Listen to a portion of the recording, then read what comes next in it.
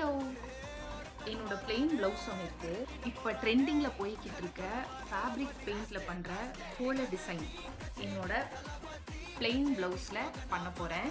எப்படி வருதுன்னு பார்க்கலாமா?